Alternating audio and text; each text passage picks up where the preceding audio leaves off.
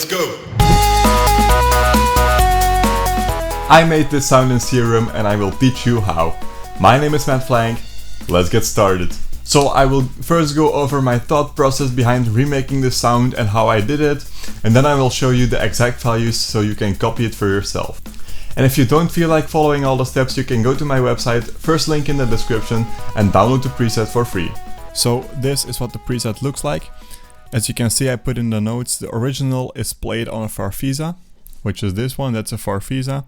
I'm going to go over the exact values in a second, but first I want to tell you how you start with this. So what I like to do is I start with basic shapes. So just a simple basic waveform and see how close I can get. And from there I start to choose complexer waveforms if that is needed and add some effects to it. So I'm going to start by disabling all the effects and showing you what it sounds like without any processing. So this is what it sounds like with just the oscillators.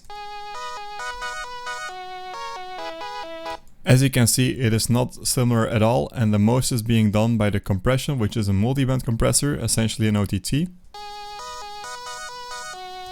and a distortion, and then an EQ,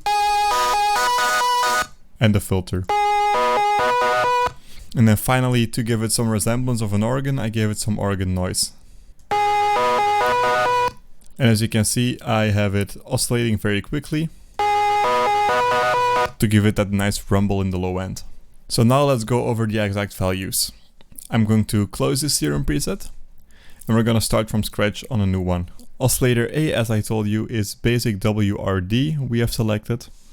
And we have the position set to 214. And then on the oscillator, I didn't do really a lot except for the syncing of the oscillator. I don't know if it is the full one or yes, it's the full one. So window full. And I set that to 1.99. So essentially what syncing will do is it will, if you have two oscillators, it will use one of the oscillators to re-trigger the first oscillator again. So you have a slave and a leader oscillator, but in this case it will just kind of shorten the waveform, as you can see, or just restart the waveform on a different point. So 1.99 for this one. Next up we have oscillator B, and for this I have the MSA selected. That is under analog and right there. So this one I have the position set to 109. And to explain to you how I got to these positions is pretty straightforward. I'm going to close this one for a second and open the original one. So what I did is I was listening and I'm kind of listening to the vowel sound. So if I just listen to the vowels, this first part, this is like an O sound and this is like an A-A-ish sound. So I tried to replicate that by adjusting the sync. This is more like an OO right now.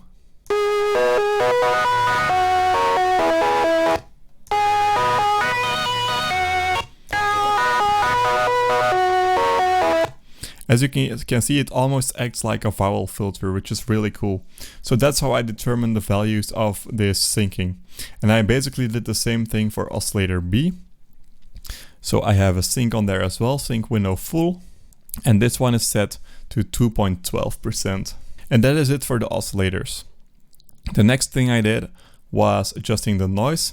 So adding a noise oscillator, analog, organ noise, because the Farfisa is some kind of an organ and I felt like it really added to the sound. I'm going to drag this volume all the way down, go to LFO 2, and we're going to add this LFO to the volume of the noise oscillator and set it to 21.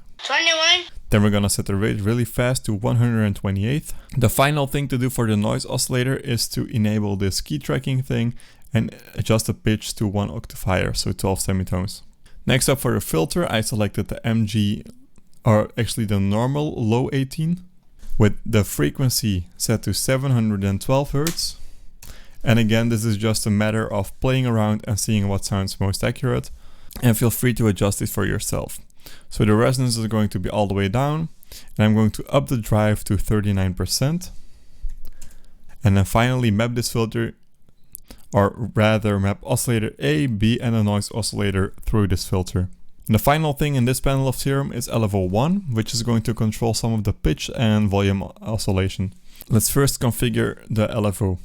It's going to be set to 1/8 triplet notes, so right there. I'm going to turn on smoothing to 32, which is going to make it a little bit less obvious, a little bit of a smoothed motion. Okay, so we're gonna map this LFO to a couple of things. The first one is being the fine-tuning of oscillator A and B. Make sure it is bipolar and drag it down to around 10, and do the same thing for oscillator B. This is going to give us this nice pitch wobbling sound. This is what we have now, by the way. And you can really hear the noise rumble doing its thing. And especially if you distort it, that is going to make a very big difference. Then we're going to map this to two more things, which is the volume of both oscillators. So we're going to start by mapping it to oscillator A's volume, make it bipolar again, set it to 2, so a very slight volume adjustment. And then we're going to drag oscillator B down to 64% and map it there as well. And set this to bipolar and 1. If you don't know how to set it to bipolar, by the way, I maybe should have told you this earlier. You have to hold Alt or Option and Shift and then click on this little icon. So that is it for the main panel. Now let's move on to the effects, which is going to make the biggest difference. Let's start off with the compression and put it in front of the distortion. That is really important. Next up, we're going to change the threshold and set it to -12.9. Change the ratio to 2/1. Leave the attack and release as they are, as well as the gain, and set it to multiband. And adjust these percentages to 76%, then to 52%, and 73%. Now for the distortion, I found that the diode 1 works really well, but feel free to mess around with this yourself. We're going to set the filter to pre, change this frequency to 76 Hz, and change the Q factor to 0.07, or 0.7 rather, and drag this all the way up to a high pass filter. We're going to turn the drive up to 68% and leave the mix at 100. This is what it sounds like now. I might as well drag the master down a little bit because this is getting really loud. And finally, we are going to add some EQ to this. And we're going to select both filters being the notch type of filter. Set the first one to 146 Hz, the Q factor to 37%, and then the gain to -1.9. And then the second one is going to be 736 Hz, Q factor being set to 30%, and the gain to 7.6 decibels. So a little boost in the high frequencies. And that is what got me the closest. And that is our final result. So you can download this preset on my website, mattflank.com. You can download it for free, but I have the option for you to enter any price you want. So if you want to support me, please feel free to donate a little bit of money or pay a little bit of money for it. Even a single dollar or euro will help me. If you want to see more tutorials like this, or if you have a suggestion for a specific song for me to do like this, please leave it in the comment down below and share this with your friends if you like it. Thank you so much for watching. Hope to see you in the next video. My name is Matt Flank. Peace out and stay creative.